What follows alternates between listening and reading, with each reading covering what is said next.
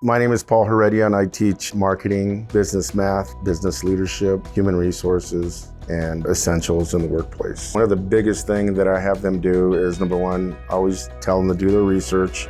Number two, critically think. And then three, make a decision, because that's usually what happens in the real world. So I said, you are now in charge of figuring out whatever problem it is, what is your solution to it, and what things are you going to do before you, for instance, draft a letter to the company because the CEO has put you in charge of fixing this problem. And then they usually draft a letter to employees. I try to get them that real world experience.